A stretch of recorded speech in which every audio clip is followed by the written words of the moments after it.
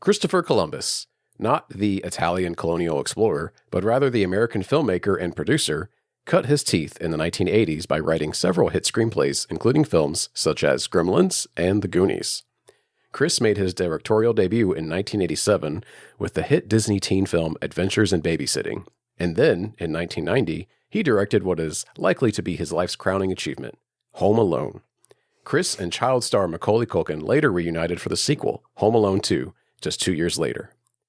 Not content with having made two of the most successful family films of the early 90s, Chris Columbus then directed the 1993 Robin Williams classic, Mrs. Doubtfire. Chris spent the later half of the 90s making lukewarm romantic comedies, as well as a puzzling Bicentennial Man starring Robin Williams. Until 2001, when Chris directed the first two film adaptations of a popular children's book series, Harry Potter and the Sorcerer's Stone, and 2002's Harry Potter and the Chamber of Secrets. In his long career of making family-friendly films, Christopher also has a production company he founded with his daughter, Eleanor, called Maiden Voyage. In an interview with Hollywood Reporter, Christopher detailed an experience making the first Harry Potter film that bothered him so much it helped form the ethos for their production company. Chris, unsatisfied with a sequence involving a magical and deadly plant, the Devil's Snare, requested some improvements through the use of CGI for the 2001 film. Chris recalled, "One of the executives said to me, 'Well, other scenes of it are fine. It's fine.' So I told myself I'm never going to say that if I'm producing for someone else. This is probably going to be the death knell for Maiden Voyage as a company, but our philosophy is we never say no to the director." Perhaps surprisingly, Chris has served as a mentor to filmmaker Robert Eggers and produced 3 of Eggers' 4 films, including The Witch, The Lighthouse, and Nosferatu, a stark contrast to Christopher's own filmography. In an interview with Combini Video Club, Eggers praised Chris Columbus, saying, "It seems weird, I know, but he is incredible and he was the main creative producer on Nosferatu. I just couldn't have had a better, more inspiring collaboration with a producer than I have with Chris Columbus." During the interview, Eggers praises the aforementioned 1990 classic Home Alone, saying, "I watch this once a year. I also think that it's a masterpiece. It's a timeless movie. It is impeccably photographed. Unlike many movies in this kind of genre, it's not overshot. It's a really well-crafted film." From a Gothic castle in a remote region of Transylvania, this is Debaser, a film podcast. I'm Jared Rusk, and I'm joined by a man who's seen things in this world that would make Isaac Newton crawl back into his mother's womb, my co-host, Will Taylor.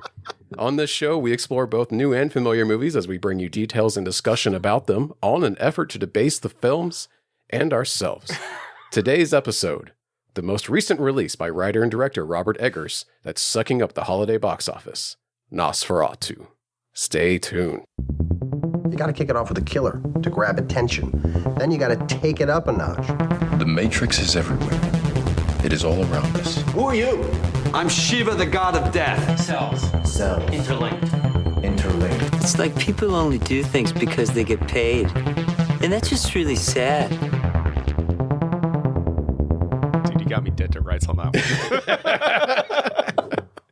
one. I struggled for a little bit on what I was going to go with. Yeah. I wanted to do the line where it's like a man who could never please you as I could or something like that. You know? That's actually pretty fucking good too. And that's hot. I couldn't think of like how to phrase it correctly. Yeah. Yeah. That's good. That's some good shit. But I was like, that one's better anyway. Dude, hey, real quick, I didn't realize the guy who did Home Alone did Bicentennial Man. Yeah. I honestly, I did a lot of learning through all of that too. I didn't know he did the Harry Potter movies for damn sure. I didn't either. Quick Will lore, Bicentennial Man had a insanely profound effect on me. Really? I love that film. I remember being so, perhaps noticed by my editorialized note there, I was so confused by it. I was like, what is this movie? Dude, it's a saying. It's like it wants us to accept robots as humans. No. Like it's and again, child's brain. I haven't seen this since I was an adult. I no joke, dude. When I was in my 20s, I think I made Haley watch it. Yeah. I don't think she had seen it or whatever. And I think actually it was when Robin Williams died. Oh, yeah. I was like, hey, that's the one you went back to. No. Well, I immediately did Jumanji. Like Jumanji was the first thing that we watched, and then we watched Father of the Year, and I think I made her watch. We watched Peter Pan or Hook. Excuse me. We watched Hook. And I would have given you 3 totally different movies, but okay. Well, 1 hour photo, obviously. And then Bicentennial Man, because she had never seen it. And the way that I interpret that film is it's a it is how do I explain it? Like it's about death. It's about finality. It's about like nothing can exist forever. And so what do you do with these creatures that you have created, like essentially humans playing God and making these like, robot servitors that have the intelligence of a human, but have the longevity of something that's not organic, and how Robin Williams character wants so badly to be organic so that he can eventually like have the human experience, unlike others, and then obviously die. Yeah. And I remember that being pivotal to the movie. Yes. And I remember does he not have an operation done so that he becomes more human? And then he's like on his deathbed with his wife watching, I think like the Supreme Court or some equivalency make a decision as to like if androids or something have human rights. Yeah. It's really bizarre. I can't remember that part. That part doesn't really matter to me. It's the rest of the film. Yeah. And so like my 8-year-old brain was like, oh fuck, I'm gonna die one day and this sucks. Yeah, okay, yeah. You know. Hey, guess what? 35-year-old Will still got the same mindset. In a similar vein, I remember AI, artificial intelligence, being about the same, like being about death and finality and everything. Yeah. And that movie, I remember really confused me at first, and I was like 10 when it came out. But I remember watching it a little later and being like, "Man, this kind of hits actually, and it's really fucking deep." And not, like I later found out that was like a Francis Ford Coppola movie, and then he died working on it, and then Spielberg picked it up. And Stanley Kubrick. Kubrick, thank you, Kubrick. I got you, baby. That's no, right. No problem. He died. I think he was working on it after Eyes Wide Shut, right? Yeah. Anyway, he died, and Spielberg knew Kubrick the best, I guess. Yeah, they were good friends, and even though they didn't have the same film styles, Spielberg went out of his way to preserve Kubrick's identity, his like vision. His vision, exactly. Yeah. Well, Will, I thank you for correcting me on the name there. No problem.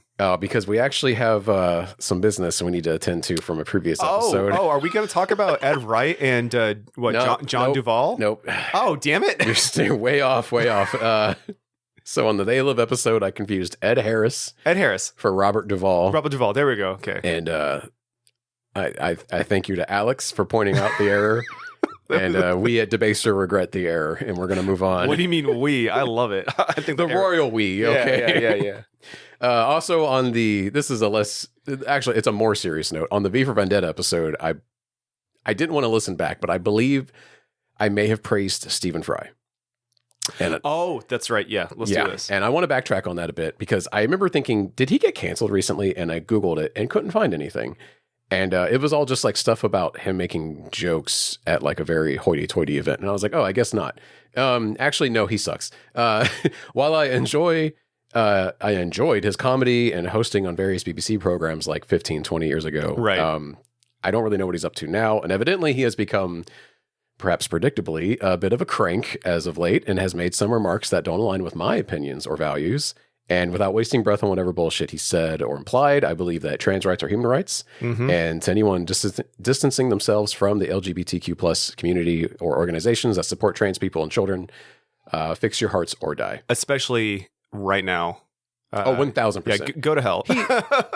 And I shouldn't pontificate on this, but what is it with like British people? I was going to say, dude, it's Turf Island, dude. There's something in the fucking water. Turf Island. That's a great, Jesus There's Christ. something in the water, bro. Yeah. Anyway, let's just move right past that. Yeah, fuck him. Yeah. All right, let's talk about talk about the movie. What are we here to talk about, baby? I'm so sorry to have went on that screed about fucking Bicentennial Man. No, that was fun, and then it became a great segue. It was perfect. That's true. What are we talking about, baby? Baby, we're talking about Nosferatu. Oh, baby girl, we are talking about Nosferatu. I don't have the Skarsgård Transylvanian accent. Well, is it offensive?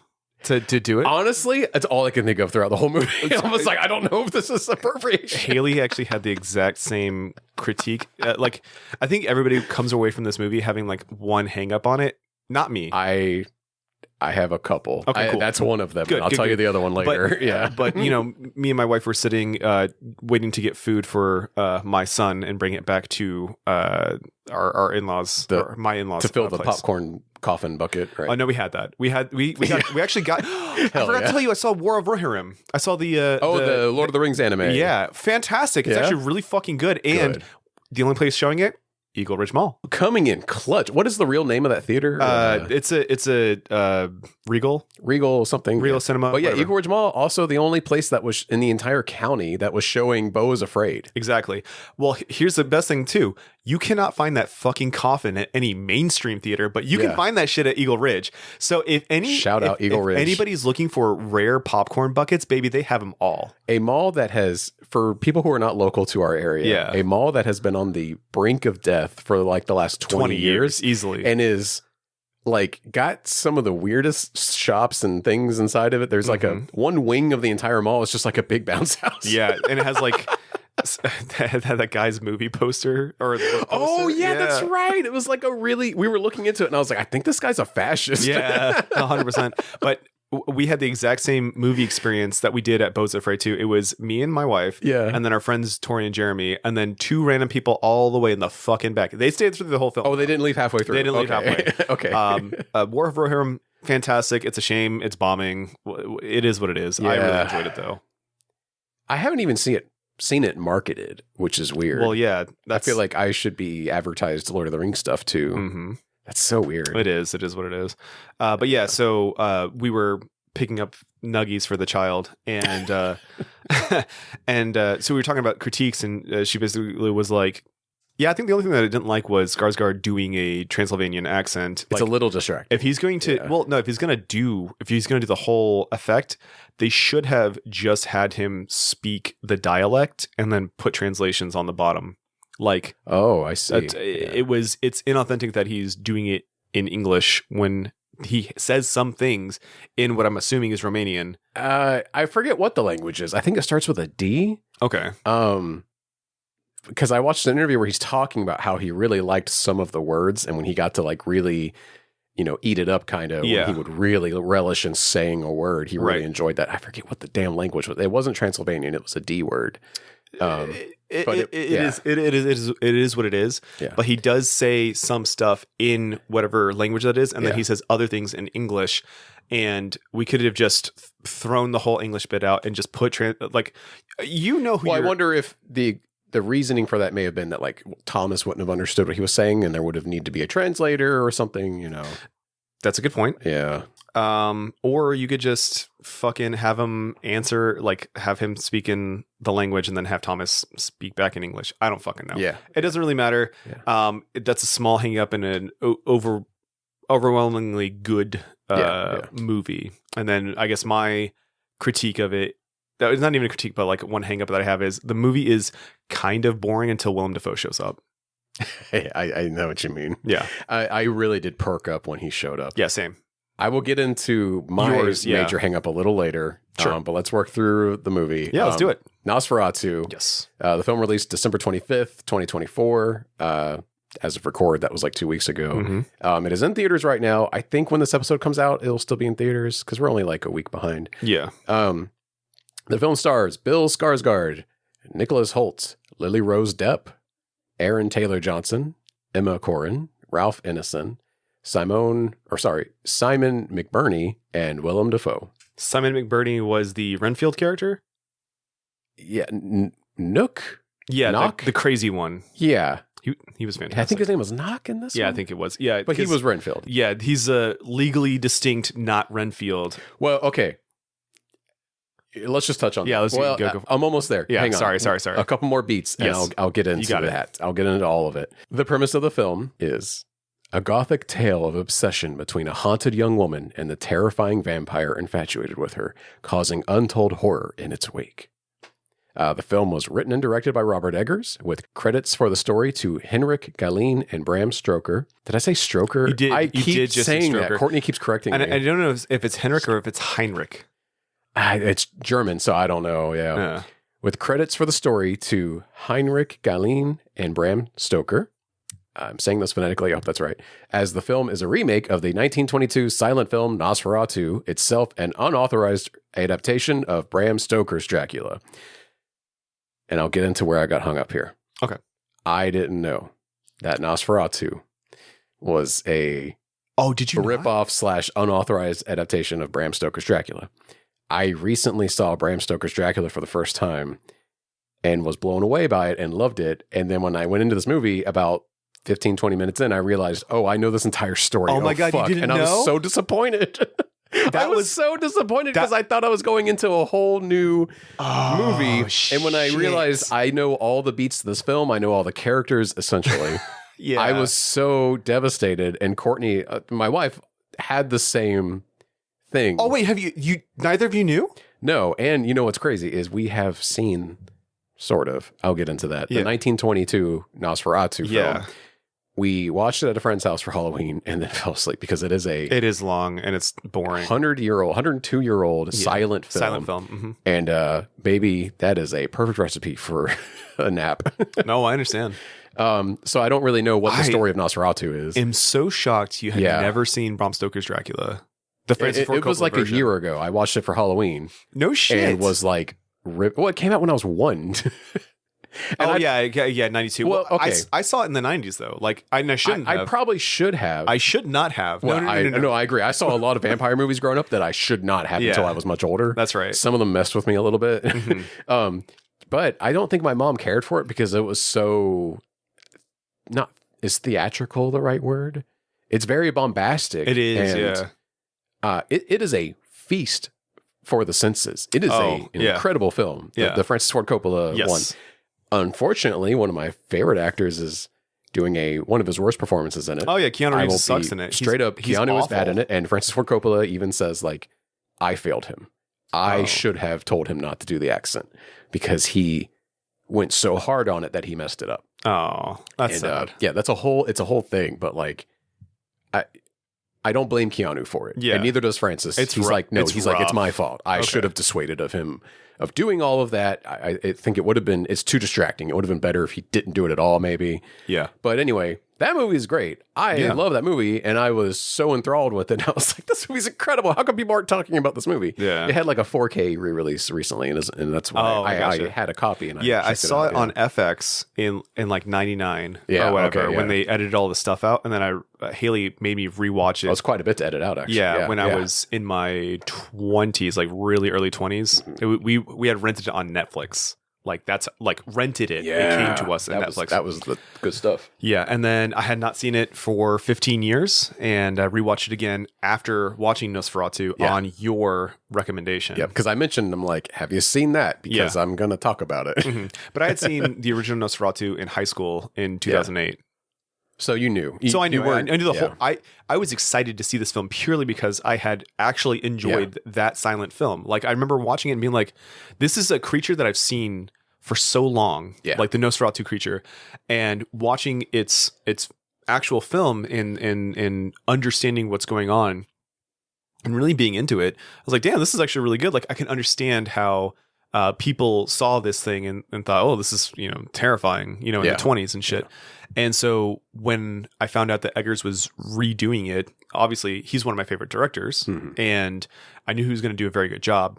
But I was curious to see what parallels he was going to draw. Like, obviously it's going to be the same story, but like, what is the imagery from the 1920s one that he's going to put into this one? Yeah. My favorite thing is after the plague has come to the town, how there's like, they're burning furniture and stuff to keep everybody warm, and the way it was depicted in the 1920s, it sticks with me. I can still see it in my head right now. Oh yeah. Well, they were the mise en scene.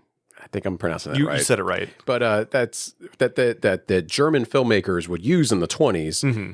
It was so expressive. I think it was actually called expressionism. Okay. But it's so evocative because they knew they were working with a limited color palette that was black and white films. Yep. So they had to do the most with shadows and everything that they could. Mm-hmm. And it's if you've never seen one of these films and you don't have a point of reference, think of Tim Burton. And early Tim Burton in particular. Like, your Batman Returns, Edward Scissorhands. Mm-hmm. But those are the three. He uses this imagery all the time. And like it's why there's a character in Batman Returns named Max Schreck. Like that's a main character in one of these early German films. Like this is where Tim Burton's like has been ripping off wholesale his whole life kind of thing too a little bit. But my point being that like they did a lot with a little. Like even though it was 100 years ago. Like, like I agree. I think the crowning jewel that people always like to point to is the Cabinet of Dr. Caligari. I hope I'm getting that right off the top of my head. Alex, write in if I got that wrong. But it was like an early 20th century. I think it's German too. Early 20th century German film. I think that just has like the most incredible visuals. Like it is doing some wild shit on film that like you just don't see anymore. Right. You know. It's really cool stuff. Anyway, I think I cut into you. I'm sorry. No. This is a good discussion because this is the reason why I wanted to see the movie. Yeah, I wanted to see the film purely for the imagery. Like I already knew the story. I couldn't imagine him failing on that front, you know. So I wanted to see exactly. Like, this is the guy of any contemporary Hollywood director. Yeah, Robert Eggers is the guy to do this. Exactly. Like the man loves a creepy candlelit gothic scene. Mm-hmm. I gotta harp on this before I forget too. Yeah. I saw a person, I'm not gonna name them, I don't think I even know who they are, complain on social media that this movie was too dark and that they used the refrain that people use now, we need more gaffers. You know, because like a lot of movies and TV shows are poorly lit. That is a valid criticism. That is true. I will give you that. Because of streaming. Also because of streaming, yes. I don't think this person saw it on streaming unless they like pirated it. Yeah. Though. They probably saw it in theaters because that's technically the only way to watch it right now, unless you got a streamer. Yeah. But that's the fucking point. But no, my point is Robert Eggers knows what he's doing. Yeah. Yes, his scenes are dark, but it is A, it's intentional. Yep. But B, the things that are supposed to be lit are lit. Yeah. You can see characters' faces when he wants you to see them. That is the point. Not that it makes me so fucking bad. Not even just that, but like he takes the lighting to such a degree that there are certain scenes in this film that are bathed in only black and white light to evoke the some of that was they ran the film through. Oh, did they really? Like a decolorized like filter where they took out anything that wasn't like blue. So they removed all the reds and like oranges and stuff out of scenes. Never fucking mind. Well, no, but that is absolutely. Robert Eggers is a freak about his lighting. Yeah, he knows what he was fucking doing. Yeah. I'm sure he drives all his directors of photography insane. I bet he does too. To say that about a Robert Eggers movie, you're missing the point. Yeah, you're missing the point. Okay, we need every frame of painting to make a 10-minute video about why just because the scene is dark doesn't mean it's poorly lit, you know. Like there is a reason. Well, he also wants authenticity too. So let's that's why he drove people crazy on The Witch because he was like, no, they only have candles. We can't use any other lighting. and you have to talk like this. You have to talk like this. Yeah, you have to have the accent. I'm sorry. It's the same thing with the Lighthouse, dude. Like he filmed it a specific way. They have to talk a certain way. It's all in black and white so that like you can do. It's filmed 4.3, like right? a super. It's not even 4.3. I think it's even slimmer than that. Jesus. But a very intentionally claustrophobic. Yeah. I almost fucked up claustrophobic there. Flub. Do you like how I left in that flub on the last I did. one? I was so happy that you did. But an intentionally claustrophobic like film, you know, like, oh my God. And we saw that in a theater and I remember being like, this shit's narrow as fuck. I was so in it, man. Oh, it was riveting. I'll never forget that theater experience. So good. Yeah. Okay. I'm glad I went on that rant. Yeah. Whoever was doing that, you're not allowed. You're not in the turbo team. Okay. You can't. You're not. We got to educate these people. We can't let these morons run around out there comparing Robert Eggers' lighting to like Marvel, you know, cinema. No, man. I get that everything is gray in those movies, but if it's gray in Robert Eggers, it's because everyone's sad. You know, there's an intentionality behind it. They've got the morbs. Okay. Anyway. The Nosferatu had a budget of $50 million. 15? 50. 50, okay. Buddy. They blew some money on this movie. Oh, 100%. And God bless studios to continue giving Eggers a budget after the Northman bombing. It's not his fault. It's not his fault. It's not his fault. People were too dumb. It's true. And the film has grossed as of press time, so it's still rising. But do you have a guess where it's at right now? I'm going to go 75. Oh, you're overshooting it just a little bit. Just a little bit. 60? 63. Oh, hell yeah. Yeah. All right, let's go. And you know what? I bet if we were to pull it up, it might be at 75 by now. Okay. Because I don't think this counted the past weekend. Gotcha. But anyway, it at least made its budget. So, and they didn't Eggers wins again. Market it too hard, too, if I'm not mistaken. I have only really seen ads for it on like Instagram, but I feel like that's because my algorithm knows I like Eggers. Yeah. But also, I do feel like a lot of people are seeing it. Like it is a surprising Christmas hit. Like no shit, Jared. I have sent so much Nosferatu goofballery that I've seen on Instagram to you, my wife, and the 2 other friends that I know that have seen it. Yeah. And like there seems to be such a groundswell for it, and people are seeing that and Baby Girl together. I don't know anyone that's seen Baby Girl yet, but I'm fascinated to hear about it. Yeah. Although I heard there's no actual hog in Baby Girl. I have no idea what it is. I don't even know what this movie is. I didn't even know it existed. Oh, it's like a sexy movie where like a younger guy seduces Nicole Kidman. Oh, tight. And like they have an affair. Good for him. Yeah. But there's like no hog in it. And it's like, well, you got to put hog in it. What are we doing? Nosferatu put hog in there. You got to show hog. We have a Nosferatu hog. Exactly. It's 2025. It's a prosthetic, baby. But it's a hog. I love Nicholas Hoult holding it. Nicholas Hoult has it. Yeah, no, I was going to say, do you know about, he has it framed on his wall now, dude, apparently. It's fucking badass. I love that. That's so funny. Spoiler. Yeah, sorry. That's fine. The film has an 85% score on Rotten Tomatoes. Oh, okay. Yeah, I feel like that's a little low for him, but it's better than The Northman, right? I do think that one was low. I think that movie was a little more divisive. Yeah. But those people are wrong. You keep talking because I actually want to pull these up. Okay, yeah. You keep talking. So, reviewing Nosferatu for RTE, film critic Sarah McIntyre said, "Casual misogyny and men's control over women's bodies is an underlying thread in this beautifully crafted, chilling film that demonstrates Eggers' keen skill for world building." Meanwhile, film critic Carl Quinn was more critical, saying, "Acknowledging your sources is all well and good, but ultimately you need to step out of the shadows of your inspiration. Robert Eggers is a truly gifted filmmaker. If only he had taken us away from all this debt." Over on Letterboxd, user Brandon gave the film 4 stars, writing, "Fellas, would you let Dracula fuck your girl if it meant saving the town from the plague?" All right, you're not going to fucking believe this. So, The Vitch, 97% critic score, 60%. I don't give a fine fuck about the popcorn audience bullshit. The Lighthouse. 90%. Wow. I would have thought The Lighthouse would overdo The Witch. Yeah, I know, right? Same here. Yeah. And then The Northman. Do you want to take a guess? 81. 90% critic score, 64% audience score. Yeah, fuck those people. I know. So it's crazy. He actually has been hitting fucking bangers. I'm shocked that the Nosferatu's at 85. I'd be curious to see what the negative lowest ones are. Critically reviewed movie then. I don't believe it. Well, I did see a lot of people take the opinion of Carl Quinn here, because I also feel this way. I feel like this movie is too indebted to its inspiration or its original source material, what have you. Because ultimately, I was so hung up on the fact that it was a remake that I was disappointed. Oh, yeah. And I couldn't let it go throughout the whole movie. And and I understand that that's like a singular experience for me, you know. Clearly it's not. Well, it's true. Okay. Yeah. That is my personal experience, though. Sure. And it obviously didn't affect your opinion of it. And no. Yeah. The whole reason why I had my ass in the fucking seat is because I wanted to see a modern retelling of a movie that I liked. Yeah. In 2008, and I got exactly what I wanted from a fantastic director. I feel terrible that like I couldn't help but compare different scenes and characters with the original.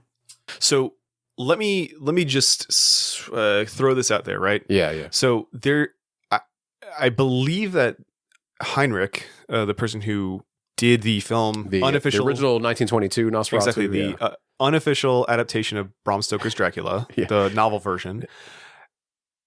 He obviously changed the characters, but I believe he also kind of changed how Nosferatu is, right?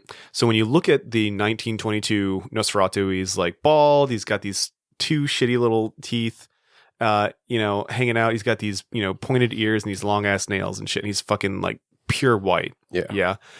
And he's disgusting. He does not evoke the sexy Dracula that we got in the 40s and 50s, and even in Bram Stoker's where they Dracula. Became more of a romantic type of image. And so I believe his idea was where Bram Stoker's Dracula is lust. It's speaking on repressed Victorian sexuality. Bingo. That's what it's hitting on, that whole movie. But it makes it cool as fuck. Yeah, it does. But in Nosferatu, the vampire does not represent that. The vampire represents plague, disease, decay. And even in this most recent version of it, Count Orlok says he is hunger. He is the deity, essentially, of hunger, an all-consuming, apparition. And so the difference between the two, I guess, for me, gives enough of a difference to have me separate Bram Stoker's and this vampiric creature. And even like the way that they showed Count Orlok, and this is this disgusting Cossack, right? Is he Cossack?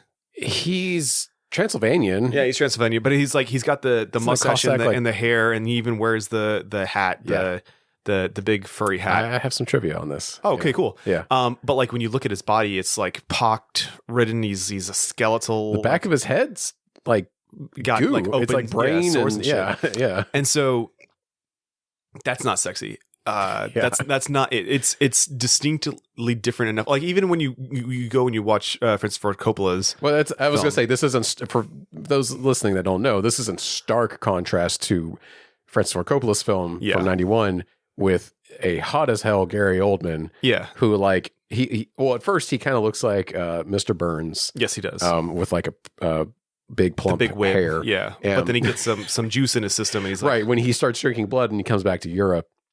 He's like the sexiest Victorian man. He even goes through like a metamorphosis. Yeah, and he's got these tiny little purple shades. Yeah. Like you got to Google the thing; it looks sick as hell. Well, not even just that too, but like there's like kind of a vampire orgy at a certain point, like early on for where Keanu in the castle. Exactly. So instead of like in this film Nosferatu, Orlok attacks Thomas and like injures him so that he can't leave, and he like manages to crawl out of the castle.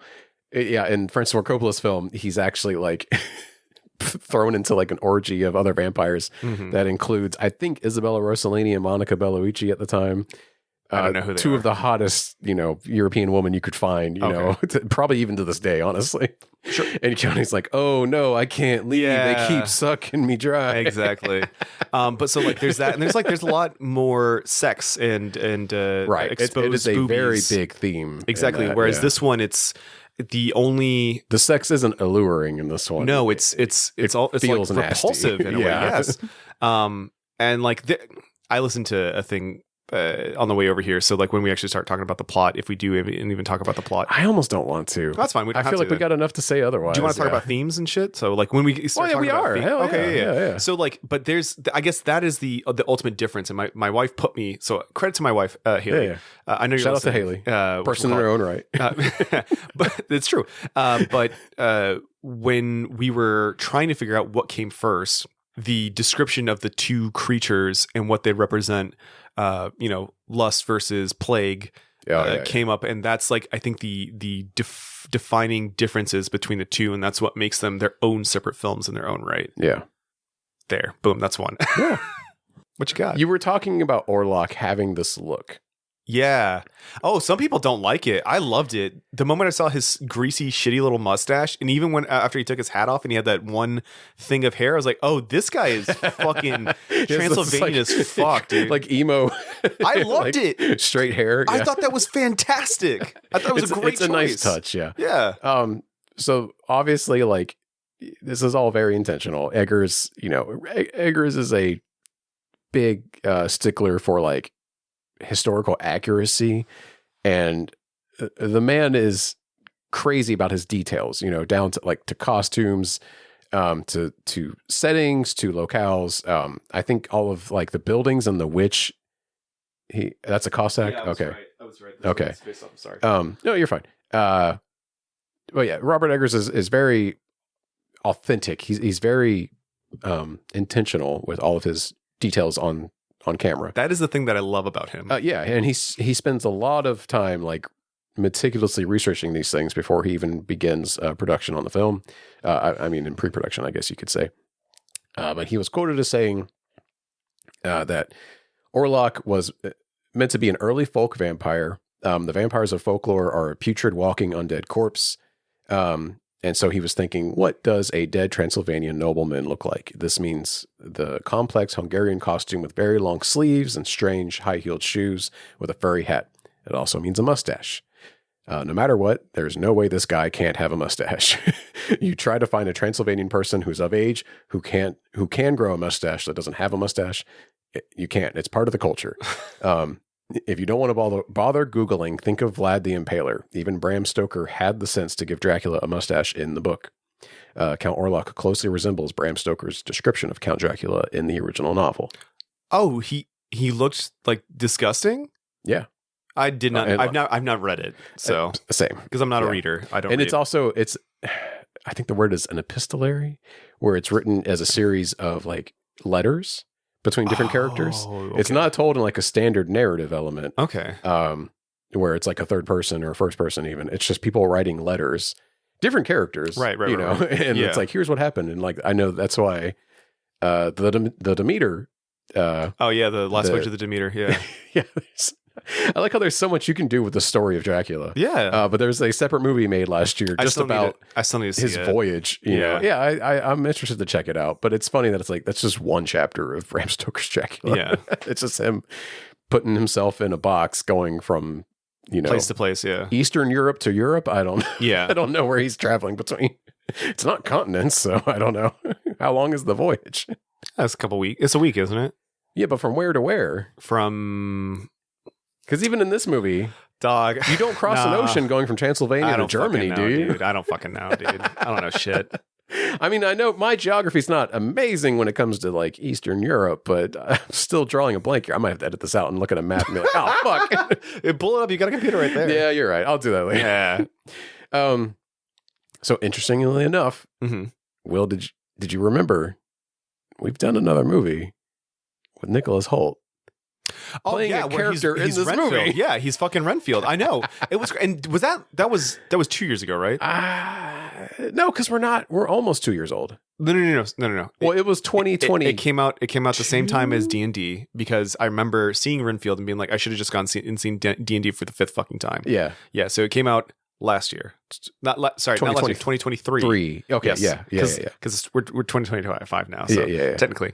I know. But yeah. I thought that was actually really funny. I was like, oh, hey, he's so weird. Yeah. He's not playing Renfield in this one. He's playing the other guy. He's playing.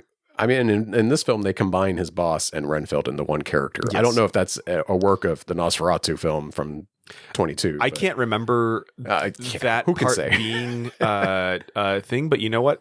I'm sure. Yeah, he needed help. I remember he needed help. I do love, while we're on the subject, that scene where you see it's after his boss, and near the beginning of the film, tells him like, "Hey, you got to go to Transylvania and like sign some documents with this like crazy count." And he's like, "It'll be great though. You'll make a lot of money. You'll be fine. You just got married. It'll be awesome."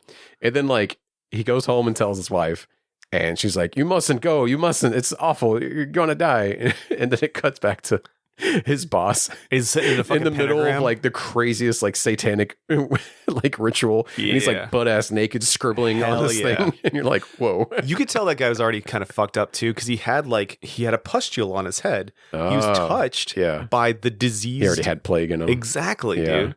He's the plague bringer, baby. Yo, while we're talking about that guy, standout performance for me. I fucking loved him. Anytime he was on screen, I was like, this scene is gonna fucking rule. He's eating up the scenery. It's so good. Dude, him and Willem having a ball in this movie. I know, dude. They're having a great time. Even like I do like Lily Depp's performance too. We do need to call that out. Yeah, she's I didn't know who she was before this. Obviously, she's the daughter of Johnny Depp and a French actress whose name escapes me at the moment. I didn't know who she was though before. I was like, who is her mom? Because I was like, it's not Amber Heard, is it? It's not. We love nepotism. Yeah, I know. I'm pretty sure she's very good friends with Kevin Smith. Yeah, and Kevin Smith's daughter. Yeah, aren't they in that movie like hockey? Yoga Hosers. Yoga Hosers. Yeah. Her and Kevin Smith's Harley Quinn Smith are like, great friends apparently. Yeah, that's right. Because Kevin Smith is good friends with Johnny Depp.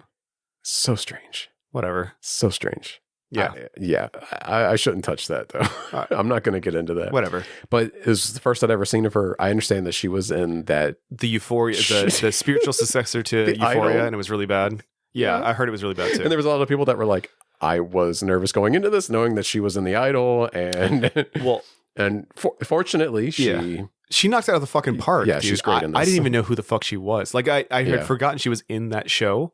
So I was like, oh, this... Whatever, you saw the Idol? No. Oh, okay. No. So I don't. I didn't see Yoga Hosers either. Haley did. Yeah. She's like, I hated it.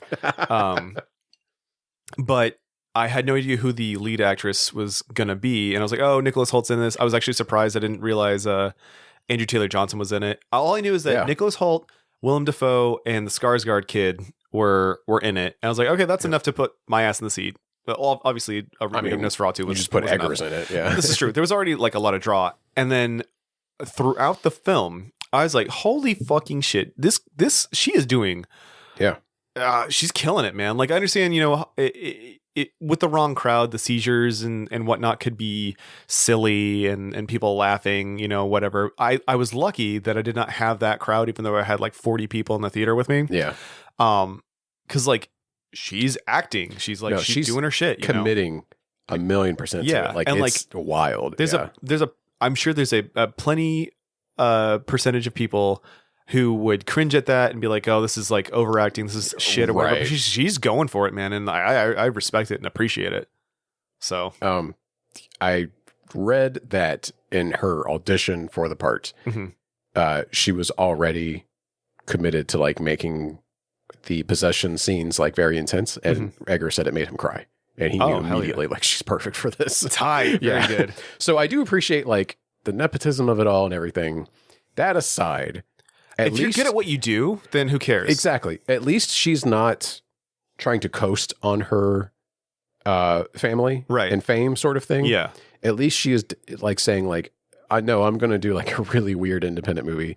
I would say low budget, but this is $50 million. It's quite a bit. But, it's not nearly as bad as some of the other shit that came out last year. That had, and it's not $150 million budgets. But it's not like a big payout for her necessarily, I bet. You know what I mean? Like she probably could have done a much more easier film that would have granted a bigger paycheck. You know what I mean? Like she's doing something maybe for the artistry of it. I think there's something to say there for that.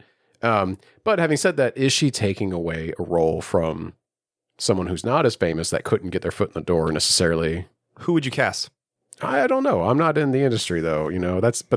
It's one of those things you have to consider about nepotism, Yeah. That like they are taking away roles from other people because they already have their foot in the door. Okay, I can understand that. I can understand that, but I don't know. And I'm not saying it needs to be a slight against her. I'm not saying that. Yeah. It's just something you have to keep in mind. Sure. And they're hyper aware of it at all times too, I'm sure. Yeah. And if they're not, they're like Jack arrogant, Quaid. Jack Quaid talks about it all the time. And good on him. Yeah. Because he's actually a frequent guest on a podcast I listen to. Oh, is he? It's Comedy Bang Bang. Oh, I didn't know that. So he's just doing like goofy, fun improv stuff with them. But I'm shocked his dad hasn't come up on there. I remember, whatchamacallit, there was like, somebody asked him about it. I was like, yeah, I understand. I understand how fucking blessed and privileged I am to have connections and whatnot. I get it. Yeah, yeah. And I'm going to like do my best to give out performances and not coast. Right. So good on him. Yeah. I like Jack Quaid. I think he's a really nice guy. Yeah. I don't think the onus is on them, the product of the nepotism. Sure. As much as it is on like casting directors and things like that. You know what I mean? Like it's like, hey, I know like casting this person might give your film like a boost, in the marketing department, but like, are they the best person for this role kind of thing? Like it gets complicated. It's a very tricky. It is a tricky thing, I guess, situation to find an end cap on this specific thing. She has not been in anything successful. In fact, the last project that she was in was awful, apparently.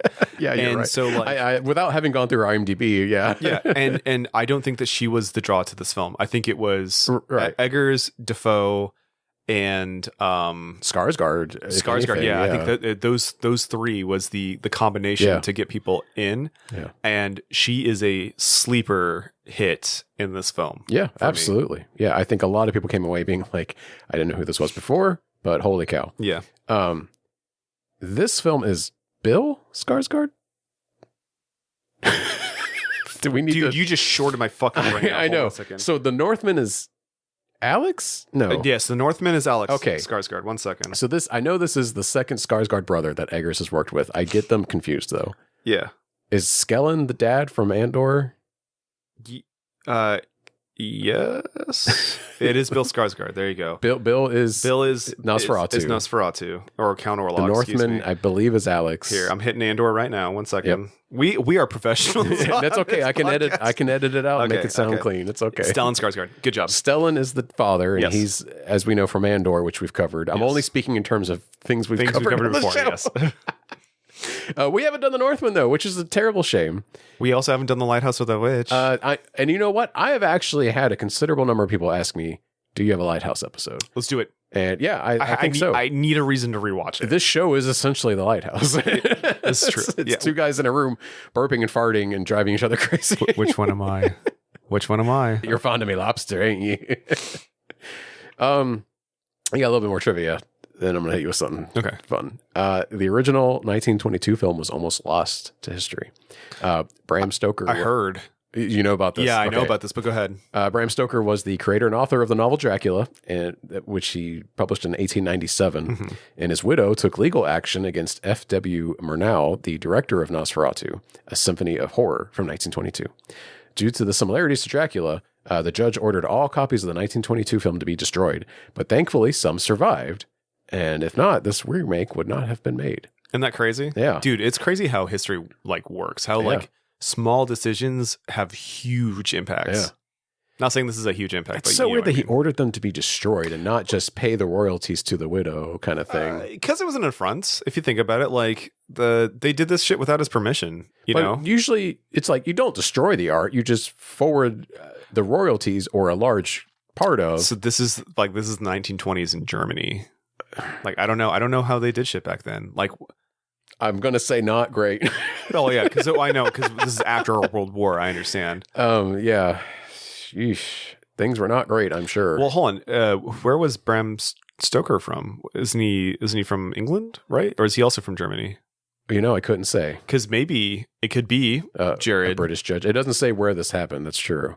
So what I'm saying is they could have done the destruction of it because apparently a lot of countries were very retributory to Germany yeah. So that could be a consequence of it. You're right. You know what?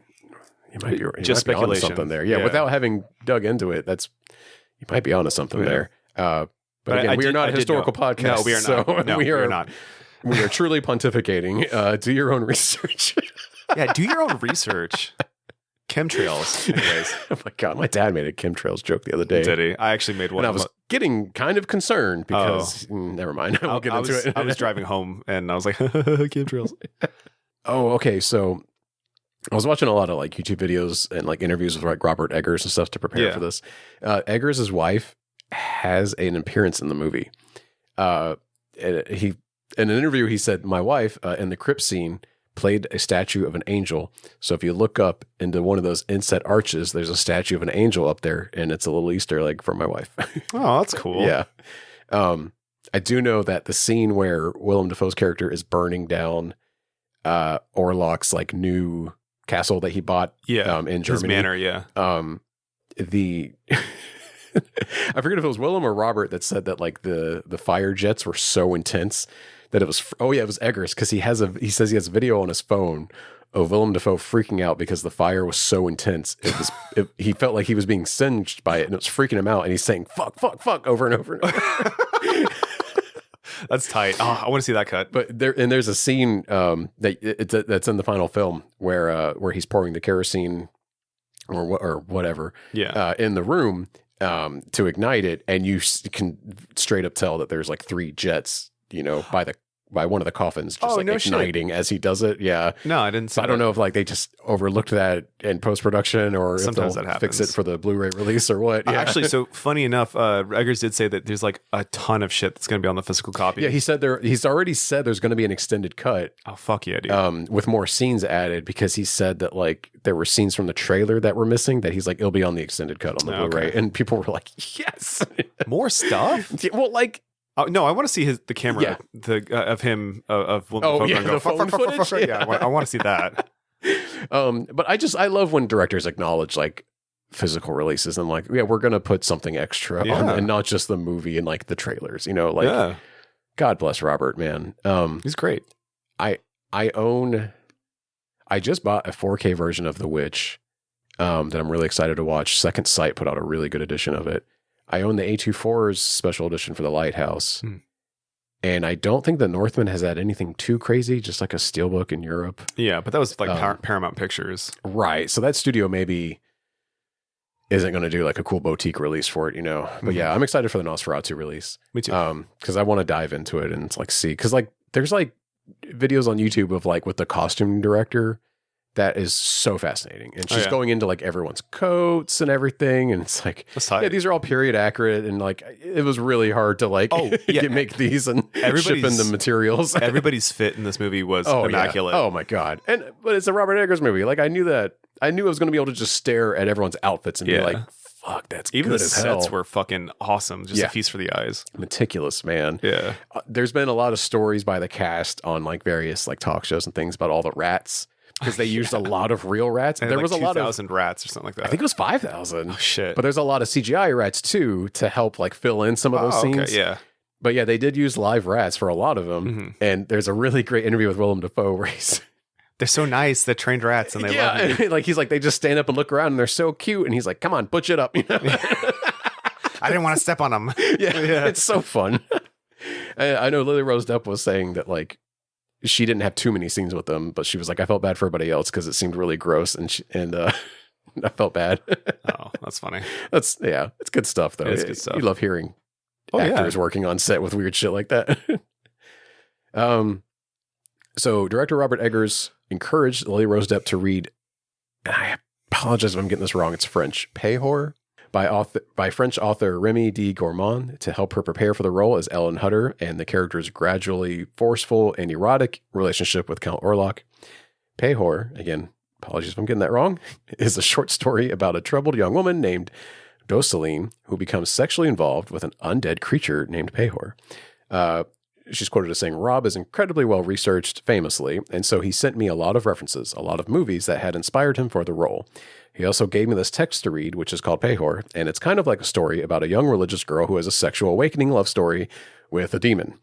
Depp stated in an interview with IndieWire, and went on to say, so of course that was quite pertinent for me. I used that kind of like a Bible and found myself reading it again and again as we were shooting. Payhor is part of a collection of short stories that revolve around a woman and her sexual escapades. That's called Histories Magiques.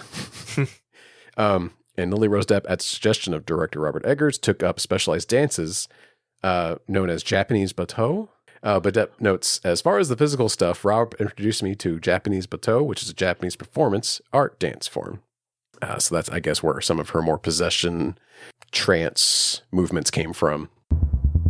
What were some of your favorite scenes? Oh, dude. So I did like Willem Dafoe at the very end with the lamplight and all the fucking rats running around. That shit was fucking baller. I loved the when the specter of Count Orlok kind of not takes over, but more or less like takes over Lily Depp Rose, and she's like, you could never please me like he can. She's like throwing shit around and having a fucking crazy that's fit. when he just holds her down and they started having sex too. Yeah, well, it was before that, but like, yeah, that was pretty funny. I'm not gonna lie. There was a scene where I was like, all these actors are Marvel actors now. It had Ralph Ineson, Aaron Taylor Johnson. Wait, what's Ralph in? He's gonna be Galactus. Oh no. Yeah, he's the voice of Galactus. Oh, that makes sense because he's got a voice, man. That guy. He's a voice actor in a lot of like video games. I had no idea. He has the deepest, craziest voice. Yeah, he does. Yeah. But this was actually, so before I remembered that he was Galactus, it was Willem Dafoe, Aaron Taylor Johnson, and Aaron Taylor Johnson's wife. She plays the villain in the most recent Wolverine and Deadpool. Really? Yeah. Wow. Yeah. But now thinking about it, all three of them are, and then even like Nicholas Hoult is Emma Corrin. Yeah, Emma Corrin. Okay, yeah. Even like Nicholas Hoult is the Beast in all the X-Men films. Like, I forgot about that. Yeah. So like, there's almost nothing that Marvel hasn't touched. It's so crazy. Isn't that kind of crazy? I thought it was kind of pretty crazy. Oh, you had warned me about children dying in this film. Which, hey, thanks for the heads up. I appreciate that. I actually kind of deleted that from my memory because I was kind of hung up on it for a little while after watching it. It wasn't as graphic as I thought it was going to be because like my imagination's way more than same most of the stuff that's on the thing. Yeah. So when that scene popped up, I was like, damn, this is fucking hardcore. But like, yeah, well, just seeing like because the scene opens with they're being plagued by stuff. The couple is being plagued, by Orlok already. Yeah, and then he's trying to make Lily's, or I guess, he's threatened to like, I will kill people around you. Yeah, you've got 3 days until you accept me. Yeah, I'm killing everybody. Yeah. But the parents wake up in the middle of the night. Well, the mom wakes up in the middle of the night, hears the kids screaming, and it's already upsetting. No, yeah, that's never fun. And she can't wake up the husband because he's under a trance. Yeah. Is that what it was? I thought he was just so tired because he hasn't been sleeping the previous days. Orlok that makes sense. Is not just of this world. He is beyond this world. He lives in another like reality, right? And so his shadow, he can push his shadow and manipulate people. So he pushed. You can see that shadow of his hand touch. Amazing shot when he's doing his hand. Yeah, touches Aaron Taylor Johnson's character and is like sleep or you shall not wake or some shit like that. He says something. Yeah, and he's out. You're right. I totally deleted that from my head. That's okay. In the scene, but yeah, it's all good. So the mom wakes up and rushes in there to check on the kids, and Orlok's just he's feasting, dude. Oh my god! He drops one of the bodies, like he has a body in his hand and fucking drops it and makes a thud. It is disgusting and like it's. But here's the thing: is like the taboo on film, like definitely is something that I like killing seeing. Kids. Is something that I do appreciate some directors being bold enough to do it, but it has to be done like very tastefully instead of like gratuitous. Right. And I feel like this was not as gratuitous as it could have been. Yeah. So that scene, it is in shadow. Is that the word? Yeah. It's in silhouette. Yeah. You can barely make out the dress color of the kids. Right. But it's enough to tell that like, you know there's what's a happening. Giant vampire man eating these kids basically. Yeah. But so that obviously stuck with me. When they first meet Willem Dafoe in his little study and he's talking about alchemy and he's got all those books. He's kind of like, he's like a doddering old man. And he's just, you're not like, I think Aaron Taylor Johnson's not even sure. Like, he's like, is this man completely lucid? Yeah, what's happening? Yeah. And then when he hears that like, they're dealing with like a Dracula, basically he just shoots up and he's like almost all of a sudden the most alert, loud, and that's when the quote about Isaac Newton crawling into his mother's womb, and you're just like, oh no, this guy's like you just poured him a big cup of coffee all of a sudden, like he's ready to go now. And then I think the last one that really sticks with me was this after Renfield, whose name I cannot remember the actual character's name. Knock. Yeah, sure. So after Knock is been admitted to an insane asylum, he goes on this long, it's not that long, but it is a monologue. And you know me, I love myself some fucking monologues, especially if it's like done well. Yeah. And it's like the craziest, ranting, like delusional, speech. And I really enjoyed that. Like I love when Eggers puts that shit in there, like let me get all that shit up. and like the guy was killing it, dude. Like he was having such a good time. I really enjoyed his performance, even though he was only in there for a little bit. Yeah. What about you? I mean, you definitely named him. I did love the giant hand. Fantastic. Well, it's in the 1920s one. Well, that's the thing. It's a very German expressionist like scene. Yeah, I think it's the most obvious homage to that. Yeah, you cannot have this film without the fucking shadows. You can't. Yeah. Even in Bram Stoker's Dracula, if you rewatch it right fucking now. He does the coolest shit with shadows in the beginning. Exactly. When he's coming down the staircase. Yeah. Yes.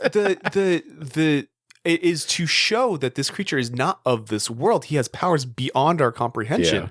Because, like in Bram Stoker's, he's basically like a fallen angel. He's made a deal with the devil. He gave himself wholly over to hell's servants. Because his wife was killed while he was away at war, waging what he thought was a holy war. Crusade. The backstory on that is so good. Exactly.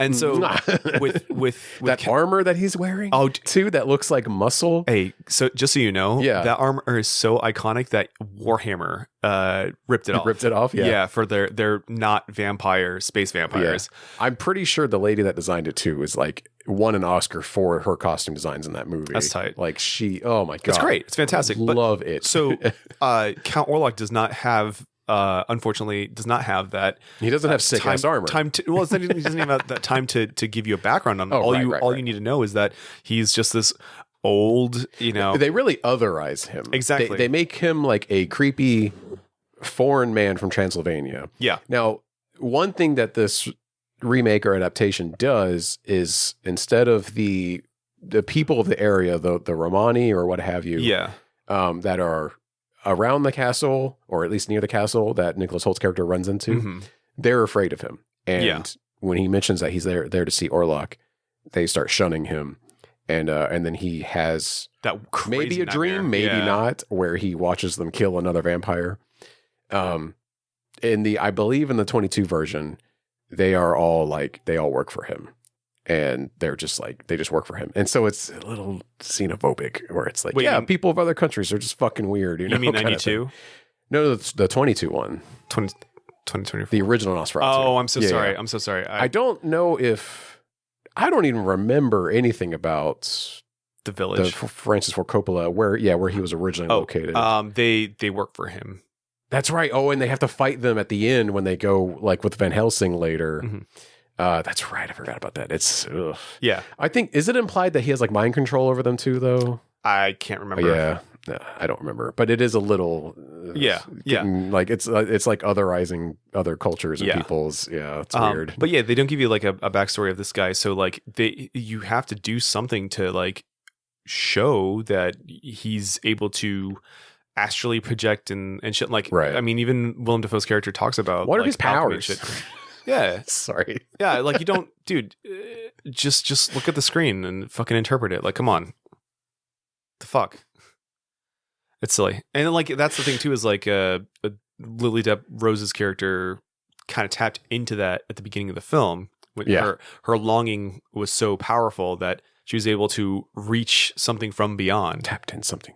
Exactly. And then like when she goes to sleep and has those fits, nobody can fix them. They're the conventional wisdom of like leeches and chloroform and binding and shit. All you can do is dope her up. Yeah, exactly. Is not fixing it because she's leaving her body. Like obviously they don't understand this shit.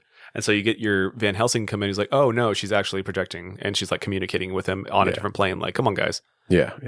Although like we obviously can't do that in the real world, but it is what it is. Well, after all that, Will, what is your Robert Eggers ranking? You know what's really funny is me and Haley talked about this at the while we were also getting the nuggies for the child, because it took us a while. And for me, man, I think that it's the Witch, and then number one being the Witch. Yeah, the number one's the Witch. I think unfortunately for me, like I think the Northman's at the bottom, even though it's not a bad film. I love that. No, I love the movie. Here's the thing: you're asking me to rank a bunch of very well done films. I agree. You put all of these films probably head and shoulders above most films. Oh already, yeah, absolutely. Right? Yeah, I'm in the same boat. But I think that for the Witch, it was like so very different from anything that I had seen in a while, and I respect the authenticity. I respect the vision. That fucking monologue that 10-year-old kid gives is right before he dies. It's so good. Fantastic. Like, it's a perfect film. Like no critiques. That movie's number one. It is what it is. I'm having a hard time between The Lighthouse and Nosferatu, because I really liked the original and I liked what he did with this one, but I think that The Lighthouse wins out over it purely because it is also 100% authentic. Fuck. Woo. Flow. God damn. My brain's shut off there for a second. Authentic in his filmmaking. Like, this film is set in the 1920s. We had camcorders back then. So actually, it's set in 1897 or whatever. Yeah. But we had film then too, did we not? You probably had to like crank it as you recorded, Yeah, but the like, camera, not yourself. Yeah. No, I know. Well, there's a lot of cranking in that movie too. But like, he wanted to go so authentic that he had that crazy aspect ratio, and he had him talking in fucking weirdo New England speak back then, and it's just it goes for it. It fucking goes for it at the end, and I really respect that. And like, I don't think on my deathbed I'm going to be thinking about Willem Dafoe butt-ass naked, shining like beams of light out of his face into Robert Pattinson's. That's never going to go away. That's incredible. It's seared into my brain. Yeah. Then Nosferatu third. I really liked it. It is what it is. And then Northman last. Even though, like, here's the thing: is like when you boil it down, right, to how do you say, not derogatory, but like what's another word for like finding something at its core? Like the Northman is just Hamlet. Oh, I like boiling it down to just its premise? Yeah, exactly. Okay, yeah. So like it's just Hamlet. And then Nosferatu is just Nosferatu. Or Dracula. Yeah, exactly. But the Lighthouse and the Vitch are of its own design. Right. Like maybe they're cobbled from several different stories. Yeah. It's Eggers goes and looks in the history and it gets inspiration from they're more original, I think you're exactly saying. Yeah. They're original, where the other two are retellings of what have you. And I think the Northman, like, yes, it's Hamlet, but Hamlet itself was like an adaptation of Beowulf. I think that's what it's more closely resembling, because it's You understand what I'm getting at, though. Like, when it's more original. Yeah, exactly. So that, I guess that's what my ranking is. This is the Vitch, Lighthouse, Nosferatu, and the Northman. But that's not to say that Northman's bad. I fucking love that movie. It's really good. Right. Where are you at? For me, it is number 1 with a bullet, the Northman. No shit. Yeah. Okay. Followed by the Lighthouse. And then The Witch at number 3, and Nosferatu then Nosferatu at the bottom. Oh, but you had the unfortunate, like, viewing. I have a hang up about Nosferatu being a remake, so I may redo that ranking in like another year. You know, we'll see. We'll see. But it's still got tough competition. So like, where do I move it to? You know, what I understand. mean? Yeah. So hold on. So why is the Northman number 1 for you? I'm just curious. That movie got me so pumped in the theater. Mm-hmm. I had to get up and walk out for a second to calm down. No shit. None of his other movies would do that to me. No shit. What was it? Was it when they it was the raid scene. Yeah. It was like near the end of the raid scene. I had to get up and like just walk out and pace for a minute. That raid seems fucking baller. It's so good. Can you imagine Robert Eggers doing an action movie? He did. Well, I know it wasn't motherfucker. He did. It's my number 1. It wasn't an entire action movie. You know what I mean? Like, not schlock, but like an action movie that has a lot of depth to it, you know. And I don't just be like, it was that one. You know what I mean, dude. You know what It's called The Northman. And no one fucking saw it. We saw it. We saw it. Yeah. Who the fuck are we? That's true. Well, I mean, we do have a podcast. All my friends are like, yeah, I like your show. I just don't know any of the movies you guys talk about. You know, actually, but that's actually a good thing, because some people don't want to take a risk on. Yeah, I know. That's what I'm like. That's the point of the show. I want you to watch movies you're not normally going to watch. Well, so I don't know if you're friends with Lacey, but Lacey actually shared our one of our episodes. Yes, and my kid's birthday party. Yeah, I was there. And Haley had showed me that they made the post. Yeah. So I personally was like, hey, thank you so much for shouting us out. I really appreciate that. Like and you know. Lacey was talking about how, I guess, like they're going through it or whatever, and they're having a hard time like committing time to watching stuff. Yeah. But they listen to podcasts because they can listen to podcasts and do other things. I do the same thing. So they've been listening to ones where we've covered something that they've already seen and wanted to hear other people discuss it, or movies that they're not sure about, like taking a plunge on and then watching anyways, like our Snowpiercer episode. Yes. They were like, I haven't seen that in forever. I think since it released, and you know, you made me want to watch it again, and I was like, you should, because that movie's fantastic. I'm shocked that I waited a whole fucking decade to rewatch it because it's so good. You know, on that note, they actually messaged me just a couple days ago and was like, I rewatched Snowpiercer. Oh hell yeah, it was so good. And I was like, I'm so glad. Like, isn't it amazing? Yeah, that's what this is for. So if you haven't seen the Northman, I guess we gotta cover it.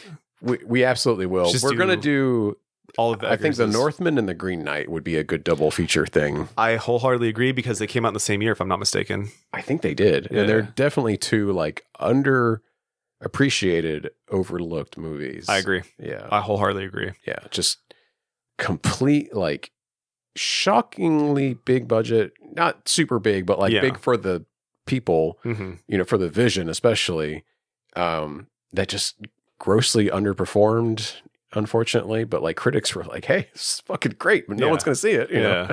Wasn't Ralph Ineson the fucking Green Knight? Oh no, he wasn't the Green Knight. Wait.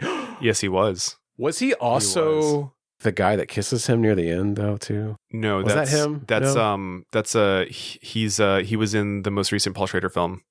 Oh, that's right. I get him and Ralph Ineson mixed up. Yeah. Fuck, what is his name? He's got a nephew that's also in action movies.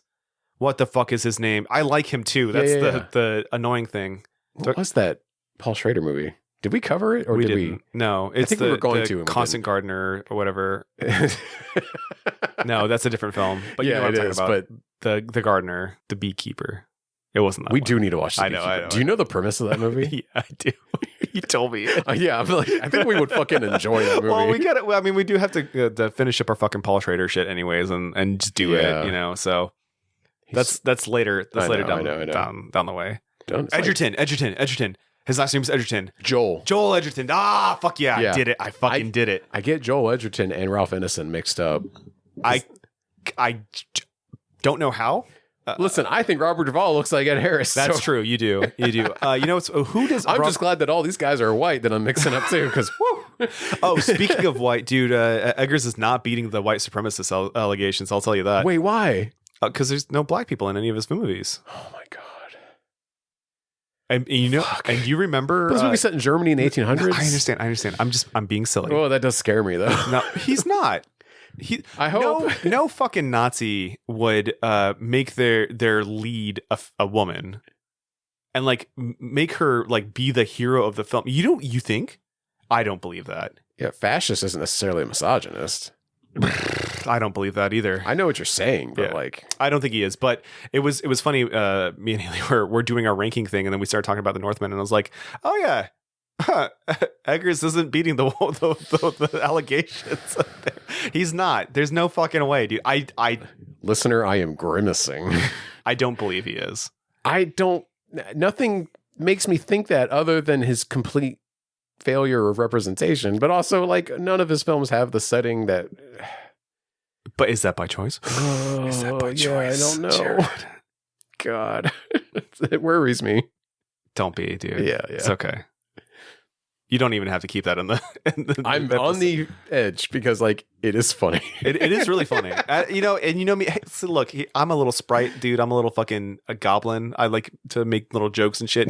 He crack up and whatnot. We're just telling jokes. Yeah, I don't believe that he is. I'm so sorry to even fucking bring it up, but it does crack me up. It is kind of like I know you haven't seen Nirvana, the band, the show. I have no, and I need to. I need to watch the whole fucking thing. I'm so sorry I haven't. But especially because you liked Blackberry so much. I did. I'm like, I love Blackberry. Dude, it is shot exactly like Blackberry, and it's written and directed by the same guy. Hey, are we going to do that this year? We need to redo Blackberry. It's so good. I was actually just listening to friend of the show, Jesse Hawken.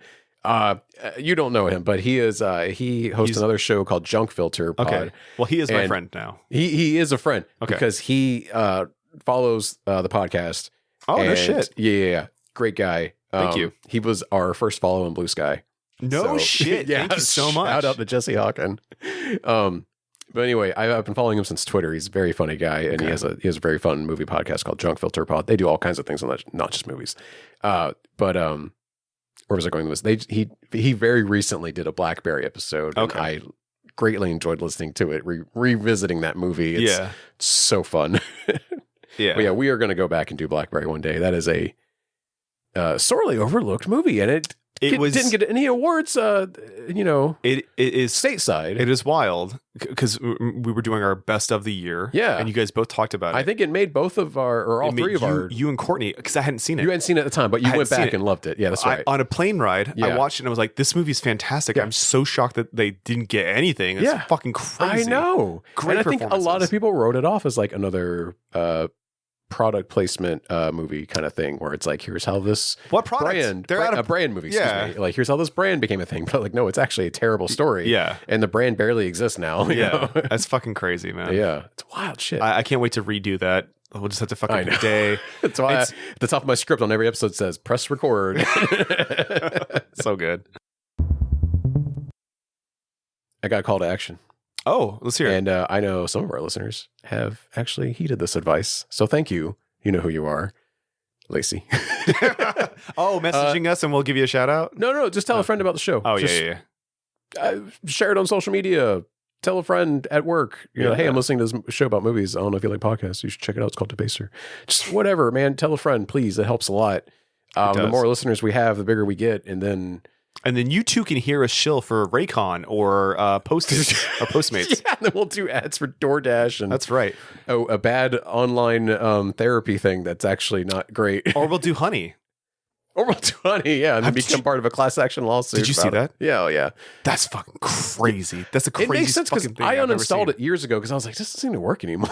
Oh, word? And they just want me to do like The PayPal thing. PayPal rewards. yeah, it's like a like a rewards thing. Yeah, Yeah, and yeah. it was like cashback, and I was like, no, I just want discount codes. What are you doing? What are you doing, you stupid fuck? Yeah. Yeah, and so I uninstalled it, and then turns out, yeah, it was all a scam. That's tight. Great, awesome, very fun. Yeah. Yeah, but hey, that's not us. We're not running a scam. No, here. we're We're just not. making a show in our spare time. Yeah. We so- want to talk about movies. We Yeah, don't- tell people, please. It helps a lot. And then when we hang out with our friends later, they're like, hey, we're listening to your show. It's great. And This then we're movie's like, cool. And we're then we like, start yeah. crying. Yeah, and it's like, thank you. That means a lot. Yeah, we get on our hands and knees. We'll kiss your feet. I'll do it. I'll fucking do it. Lacey, you get one of those. Just so you know. Also, hey, it's going to be a weird year. It is going to be a weird year. Yeah, we're going to be pivoting. Okay, so actually, let's get into some pod business. Sure, what's our up? next episode. So in like 2 weeks from the Yes. time this episode drops, Yes. we're going to be doing a best of. That's right. Best of the year, best of 2024. Yes. It's going to be that's usually one of our most fun episodes, Mm-hmm. like both for us and I think for people to listen to. Is Courtney going to be on? Courtney and my wife is 1000% going to be on it. Fantastic. She's looking forward to it. Good. We are trying to cram in as many movies that we missed from last year because it was, a little rough. It was a little having rough. a baby. So Yeah. we got a lot to catch up on, but luckily we have the means to do so. Mm-hmm. So we're going to try and watch as many movies as we can. I've got my top 5 already. Damn, look at you go. Yeah. I watched a movie recently that I think is going to be in my top 5 that I am shocked about. That's right. I'm actually going to Little teaser. go Yeah. and find it. Please do. It's Yeah. on Peacock. It's called Conclave. Didn't you? Isn't it on your Plex too? Yeah, Did I it's say- I'll cut that. But okay, it's on the Plex, I believe. Yeah. You don't have Peacock? No. Okay, yeah. I'll make sure it's on the Plex. Okay. That's good shit. So we got a best of episode coming out. Yeah. We're going to be talking about all three of us will hit our top 3 films of the year, and then we'll try to not spoil them as much as possible, so Yeah. that You want to go watch listeners can be like, oh, I need to check this out and this out and this out. Yeah. because it's a very fun episode to do, and I know people love listening to that because it is a really fun like catch all. And you don't need to worry about having watched the film and know what's going on or getting spoiled or what have you. I had a lot of people tell us they loved last year's. Fantastic. Yeah. Dude, you're not going to believe what my number 1 is. I'm not going to believe it. You're not going to believe it. Okay, Yeah. we'll see. We'll see. Thanks for blue balling me until then. Hey, it means you got to invite me over again. And then after that, we're going to take a swerve. Yeah, we need to. Maybe we won't reveal what it is yet. No. But we're going to be taking a real hard right from what we normally cover Yeah. on the show. I think it's going to be really fun. Same. I know a lot of people that will be like, oh, finally movies that I've seen or something, or movies that I will watch that are up in my genre. Yeah. It's going to be very different for us, but I think we need the palate cleanser, if you will. I need it. I've been going, Yeah. like, not going to. We both do. yeah. I don't just mean to single you out. Okay, but- no. I was going to say, yeah. like, I've been going through, like, a depressive episode and it fucking sucks. So, Yeah. like, And honestly, Yeah. hasn't the whole country? I mean, at least things are going to be 60% rough, of it, so yeah. we're like trying to adjust, Yeah. But we're going to be doing some John Cusack rom-coms. I'm Fuck very yeah, excited. Let's go, dude. One of them was like a very important movie to me growing up. Oh, that's good. And the other one I didn't come to until I was older, but I was like, oh, this absolutely would have been my favorite movie when I was like 11 years old. Okay, cool. So it's going to be really fun. Good, I'm excited. One of the movies is in our extended intro. So that's a little teaser. Oh, I up had there. no idea. Yeah. Oh, I know, that's- it's- finally. I made the intro. There's both the regular version and the extended one, and I Yeah. don't think you know half the references in it. No, I obviously knew I'm Shiva, the God of Death. Well, you didn't know it until we watched until Michael we watched it. Clayton. Oh, of course. Yeah. And then The Blade Runner 2049. yes, and then then The Matrix. The Matrix, yes, and then the comedy one, the 2 Canadian comedians that you and Courtney covered while I was on a work trip, Wayne's World. Oh, Wayne's Wayne's World. Yeah. yeah. So I knew a good portion of them, but there's some of them that I had no idea what the fuck. You said Canadians, and I'm like, Nirvana the band? They're both I forgot that they are both. Yeah, they're both Canadians. Yeah, Dana Carvey and Mike Myers are Canadian, but that movie is not Canadian at all. No, it's not. I only know that Although because it's shot in Vancouver, though, weirdly enough. Oh, okay. Yeah. I only knew that because of the Canadian Pavilion in Epcot. I'm not even kidding you. Wait, what? The Canadian Pavilion It like in name Epcot drops Dana Carvey. has a Circle Vision thing that is narrated by Dana Carvey, and it talks about famous Canadians, and obviously Mike Myers is up there. Does Dana Carvey name drop Mike Myers in it? Yeah. Because it was probably recorded when they were not talking. Like they feuded for a long time. Oh, that's right. Yeah. I don't know how old because it is. of Austin Powers. Yeah. I don't know how old it is, but I do know that whatchamacallit, they're both there, and Dana Carvey is the narrator. That's funny. Yeah. It's weird to pick Dana Carvey to be the narrator for that. Fuck, dude. I don't know, Doug. Anyway, what a tangent. Yeah. But hey, it's going to be a weird year. It is, as I was saying. It's going to be weird. Get involved in something locally. Your PTA, your HOA, your city council. There's all manner of boards and committees delegated by your city and county government that need members to simply show up and make proposals or vote on things. It will not take a lot of time out of your day. I'm talking like an hour a month, for some of these. These things have major impacts on our lives and are decided by the thinnest of margins. You will be surprised the impact you can make by just going to these things. I know I've been harping on this a lot lately, but like this is the change we've got to be in the world to make things better. And it's, it's just a little bit of sacrifice, from you to help make things better, to get society in a better place, so to speak. Yeah. But hey, if you got any questions or comments, you can always email us at debaserpod@gmail.com. I love how hard you hit. Listen, it may have been wrong for a long time. And you know what? That's fine, because now it is debaserpod@gmail.com. It's that one. That's the one. It's in our description too. There you go. That one is right. I did update it when I fixed it. Will? Yeah. Do you have, and I'm sorry I didn't give you a heads up on this earlier. No, you're good. Do you have a piece of media you want to give a shout out to recommend people check out this week aside from Nosferatu? Because presumably they've already seen it by this point. Hold on, I'm trying to think of... What about Skeleton Crew or... Yeah. So I don't want to give eyeballs to fucking Disney, but yeah, as far as like things that I've been watching that I've really been enjoying, Skeleton Crew on Disney Plus has been great. If you like the Goonies, if you like Lost Planet or not Lost Planet, wow, that's the wrong fucking one. Treasure the Capcom Island. Xbox PS3 era third person shooter. Not that. Okay. Although I did like that. Yeah, me too. Yeah. Sorry. Especially the second one. If you liked Treasure Island and Treasure Planet. I see. Then you will love Skeleton Crew. It is fantastically acted by these 4 little kids. It is a whimsical space adventure with pirates. Who's the treasure? Jude Law. Jude Law, thank you. Yes, pirates, treasure, callbacks to Peter Pan. And it's great, man. It's got a silly little alien as one of the main characters, and we love our silly little aliens. There's only been 1 episode out of 6 that I have not really cared for, and honestly, it's been fun and great, and I look forward to it every single week. I'll give a quick shout out to Conclave. That's right, yeah. A movie that at the Golden Globes just happened last night. Sorry to date this episode, but it won a bunch of awards. Did it really? But I watched it recently, and just because it was rated PG so I could watch it in front of my kid. Yeah. And was riveted. I could not believe how much I liked it. I believe it's available to watch on Peacock because it was in theaters, but like briefly, I think. But it's on Peacock right now. If you have that, I mean, who does? But whatever. But check it out. It's fun. It's a really good movie. It is about, and I know it's going to sound stuffy and boring, but it's about a bunch of Catholic cardinals like getting together in a conclave to decide the next pope. And it stars, I always trip on his name, Ralph Fiennes? Ralph Fiennes. Yeah. You know him as Voldemort from Harry Potter, I'm sure, if you don't know his name. As well as Stanley Tucci, John Lithgow, Isabella Rossellini. Stellar cast.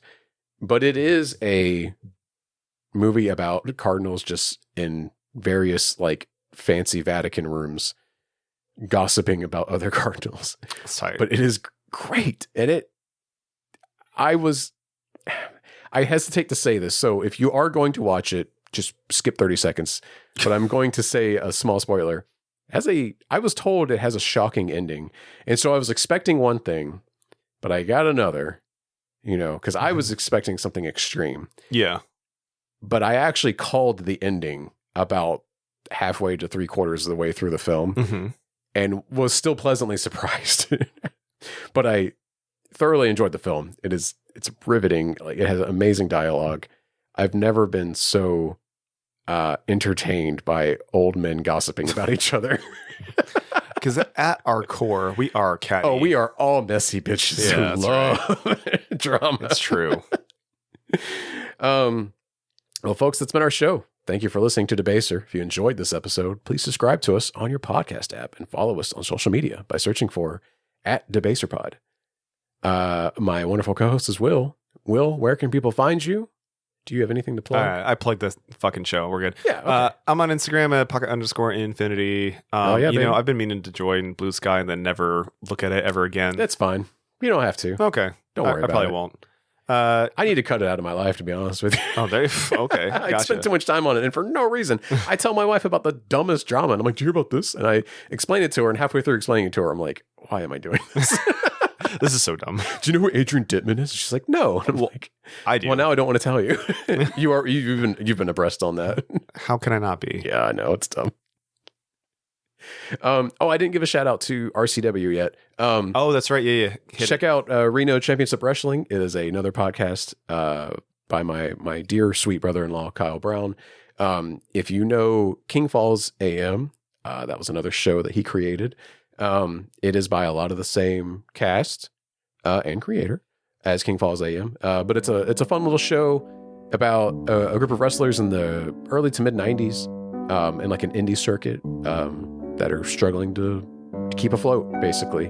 It's a really fun little like dramedy, and I have a very small part in it. He's in it. I believe I'm in the next episode that's coming out. Oh, hell yeah. Because I'm definitely not in the first two. But it's been really fun. It's a neat little show. All right, that's it. For the Debaser podcast, I'm Jared. Goodbye. Good night.